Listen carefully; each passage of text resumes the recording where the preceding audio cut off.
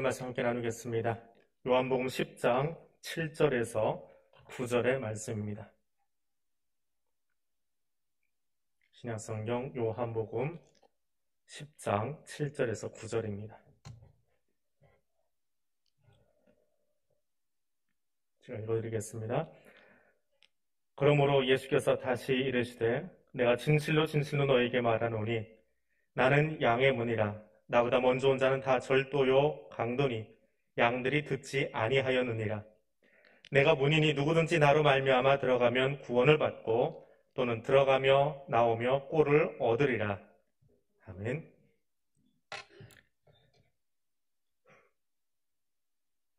문이라고 하는 것을 국어사전에서 검색을 하면 드나들거나 물건을 넣었다 꺼냈다 하기 위해서 띄워 놓은 것 또는 그것에 달아놓고 여닫게 만드는 시설이다, 그렇게 정의를 하고 있습니다.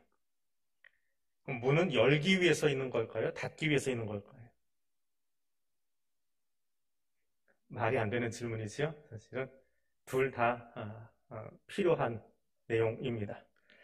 사전의 정의를 조금 더 쉽게 다른 방식으로 풀어보면 사람이 출입을 하기 위해서 만들어 놓은 것으로 이곳과 저곳을 연결하기도 하고 단절시키기도 하는 것, 그것이 문이다라고 볼 수 있습니다.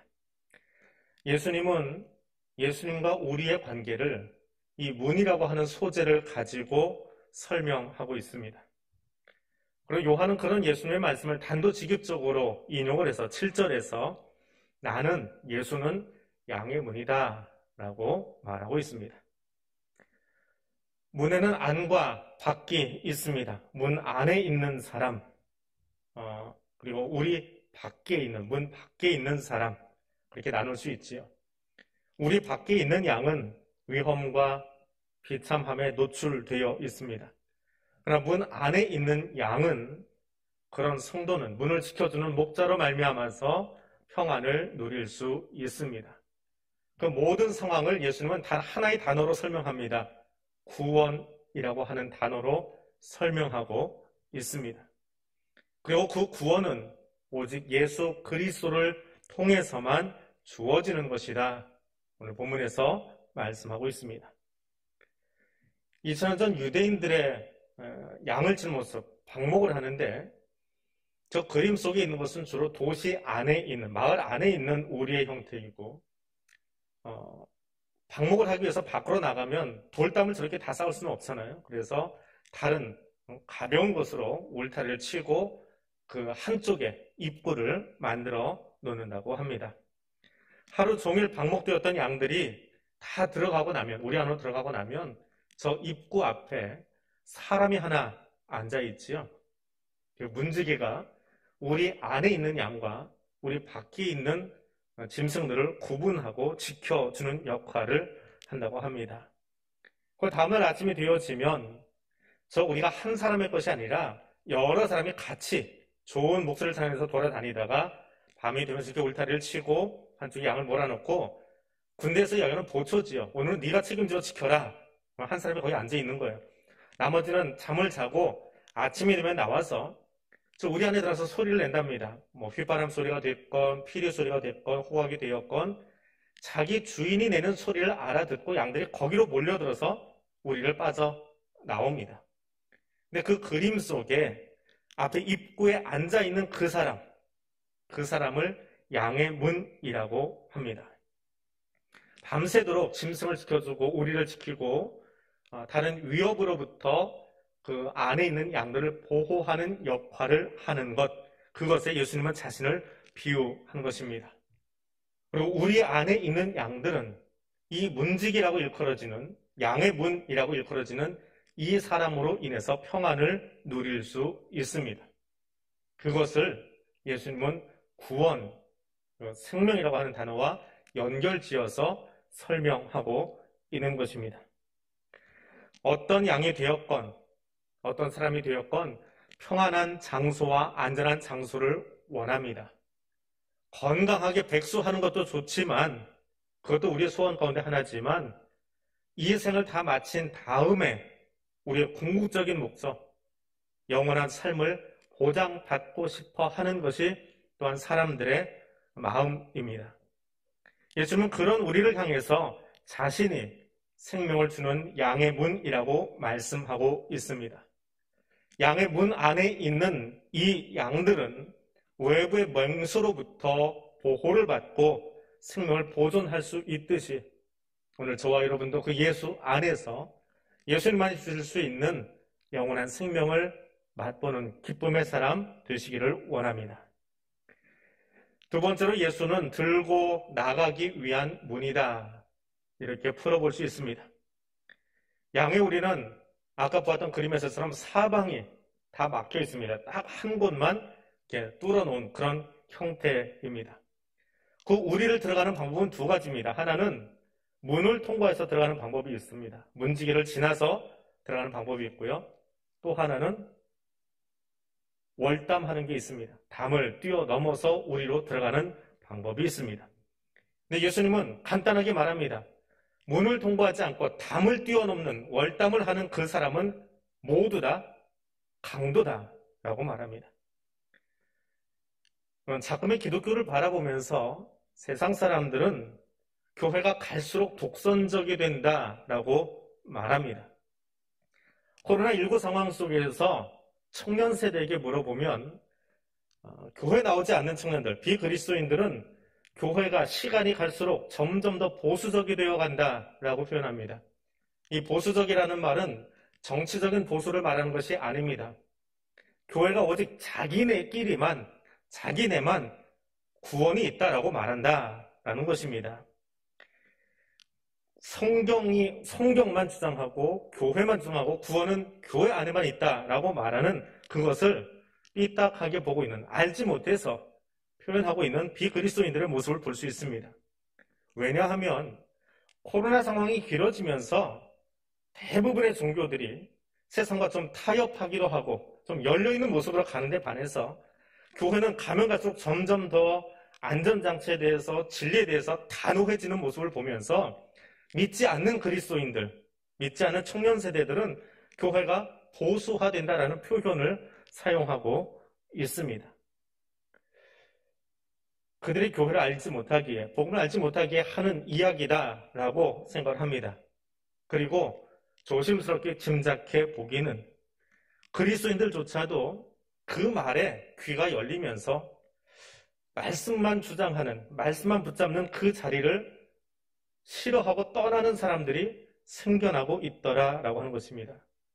그래서 코로나19가 끝나고 나면 교제하기 위해서, 나누기 위해서, 사람 만나기 위해서 교회를 다니던 무늬만 그리스도인이었던 사람들은 많이 떨어지지 않을까.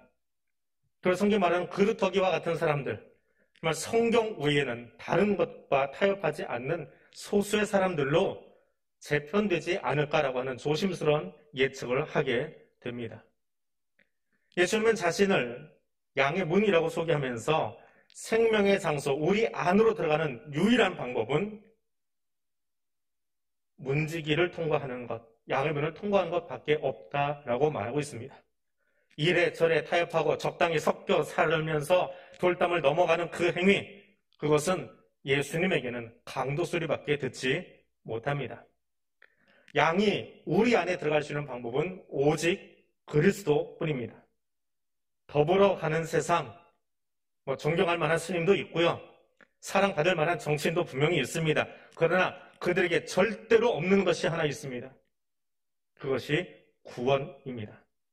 사는 모습이 아름다워서 인정받을 수 있고 좋은 명언을 남겨서 도덕적으로 저는 괜찮은 말이야 라고 들을 수 있는, 귀담아 들을 만한 이야기들도 타 종교에 있습니다. 그러나 구원이라고 하는 단어는 오직 예수 그리스도 그분밖에 없음을 기억하시기를 바랍니다. 우리로 들어가는 방법, 양의 우리로 들어가는 방법은 성철 스님에게 있는 것이 아니고 대통령에게 있는 것이 아니고 황제에게 있는 것이 아닙니다.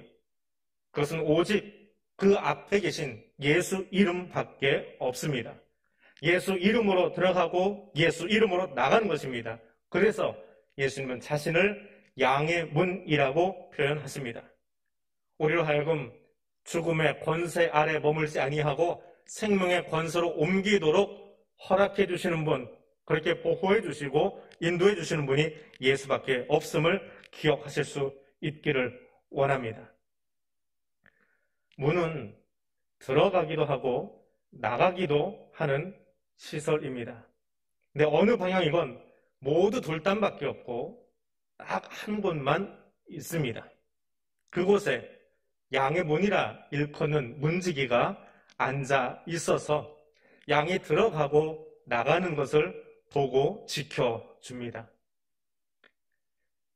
설교를 준비하다가 문득 그 문이라고 하는 단어를 입력을 하고요. 그 다양한 문들을 좀 사진을 보고 싶었어요. 검색하기가 좀 까다롭더라고요. 문 하니까 하도 엉뚱한 것들 많이 떠가지고 시간 낭비인 것 같아서 접었습니다. 그렇게 접다가 가만히 생각해 보니까 문이라고 하는 것이 다양한 색깔이 있고 다양한 크기가 있고 다양한 모양이 있고 또 설치된 다양한 장소가 있어요. 근데 양의 문을 묵상하다 보니까 여기만 있는 독특한 문의 내용이 하나 있습니다. 하나님께서 우리에게 열어놓으신 그 문에는 모양과 크기와 색깔이 아니라 냄새가 있어요. 문에 냄새가 있습니다. 우리가 보는 저 문과 같지 않기 때문에 그렇지요. 저거는 크기가 있고 모양이 있어요. 그런데 양의 문이라 일컫는 이 문은 냄새가 있습니다. 하루 종일 목초지를 돌아다니면서 흘린 땀의 냄새가 있습니다. 하루 종일 양과 함께하면서 부딪히면서 만들어낸 양의 냄새가 그의 몸 안에 배어 있습니다. 양들을 좋은 곳으로 인도하기 위해서 애쓰고 땀 흘렸던 그 목자의 수고의 냄새가 그 몸에 있습니다. 양들은 그 냄새를 맡으면서 지독한 근시안이라고 하거든요. 제가 양이 아니라서 잘 모르겠지만 양이 근시안이라서 사람을 몰라본대요. 그냥 어렴풋하게 저기 뭐 이런 형체가 있나 봐. 근데 아는 것은 그의 목소리와 그의 냄새를 아는 거예요. 그래서 자기 목자에게로 찾아가는 것이거든요. 어렴풋하게 하루 종일 자기 앞에서 목초지로 데리고 다니던 그 목자의 어렴풋한 그 형체를 알아보고 그에게서 나는 냄새를 맡으면서 우리 안으로 들어가게 되는 것입니다.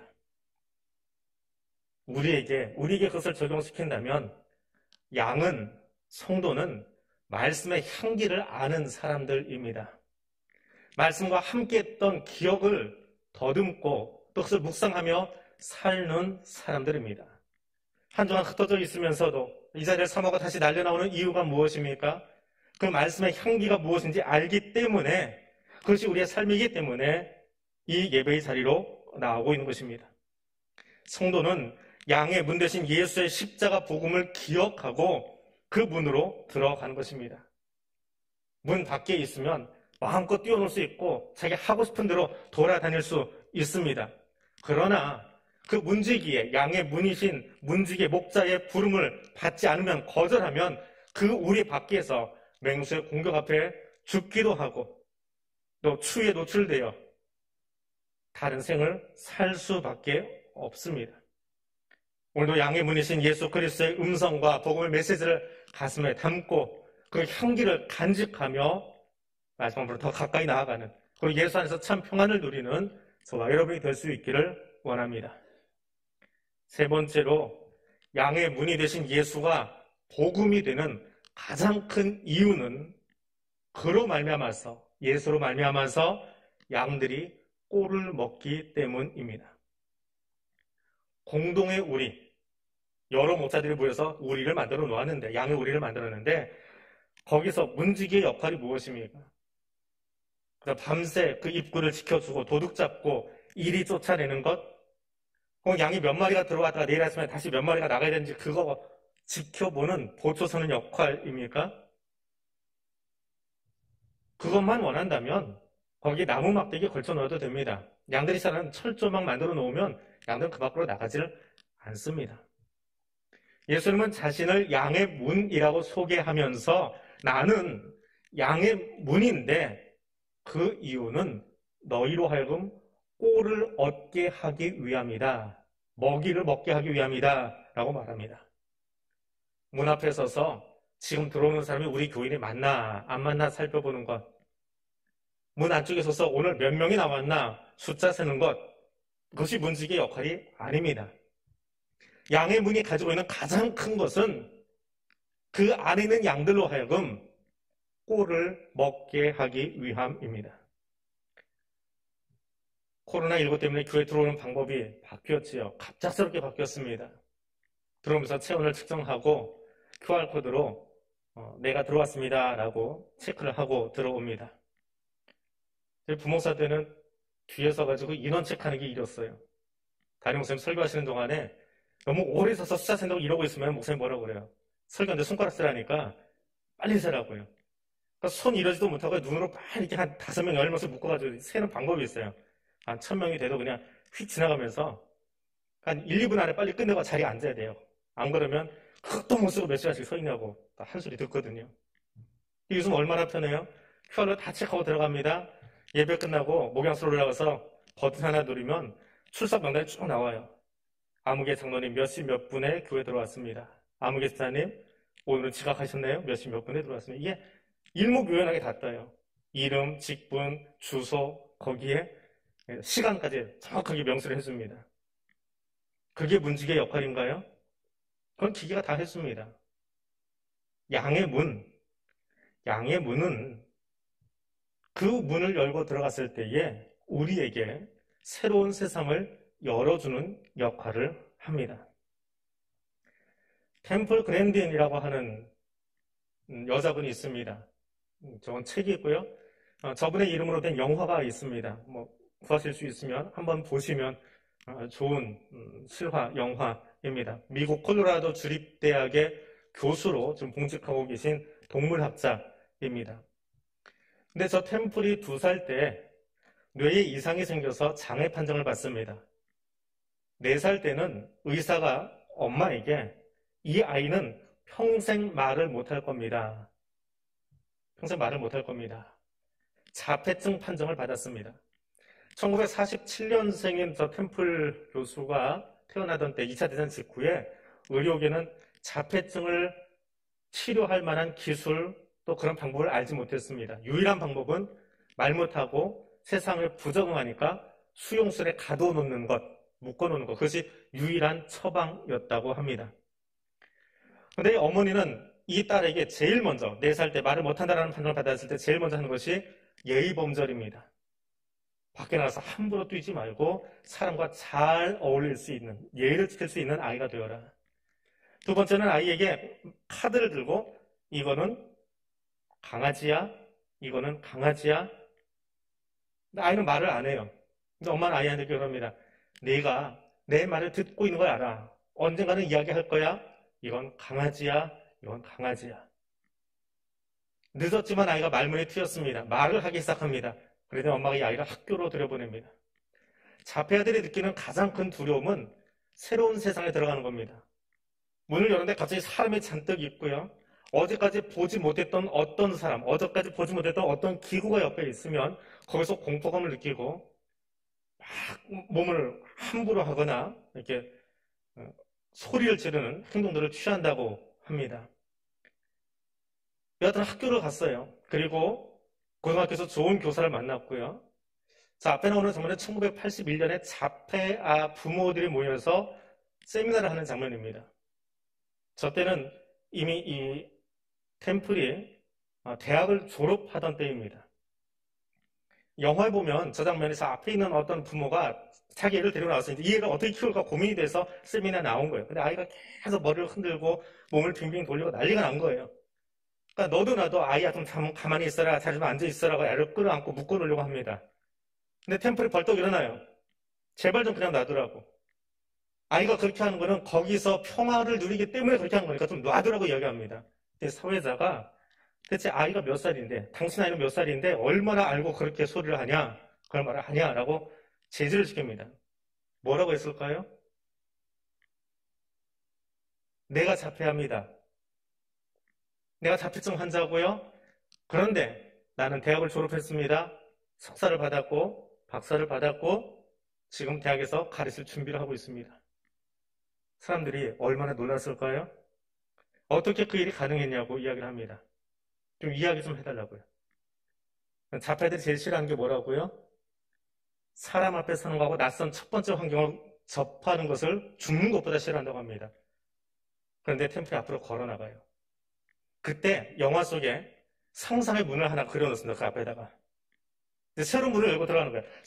사람들 앞에 서서 마이크를 들고 이야기해야 된다라고 하는 새로운 상황의 문을 열고 들어간다라고 하는 표시로 아까 그 그림에 사진이 있는 겁니다. 그 문이 있는 거예요.